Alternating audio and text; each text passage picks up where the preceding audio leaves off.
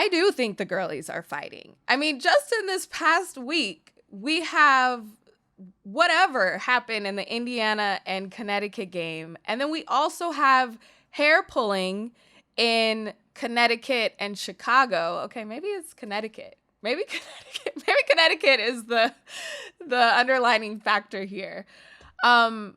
But the girlies are fighting. And, you know, I was thinking about this in multiple layers. But one, specifically, you know, when Angel Reese gets her hair pulled and she's kind of gets another technical, and this is kind of multiple games now where she's getting technicals, I did have that reaction of like, I hope she's okay.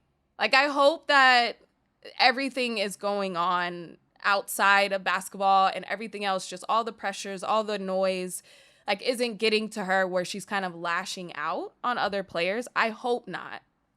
But it does feel like a little bit that we kind of all need to gather around and do a little group therapy session to kind of see what all this baggage is.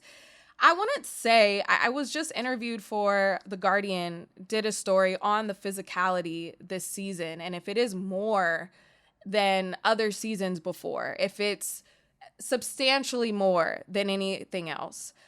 I don't think so. I think that the WNBA and women's basketball has always been a very physical game. I think that still there are these underlying ideals that, you know, I wrote a book on the history of women's basketball. It goes back to the 1800s, the early 1900s, where people are like, women shouldn't sweat too much. Like, the court was divided into thirds and you couldn't go across your section because you would perspire too much for a woman.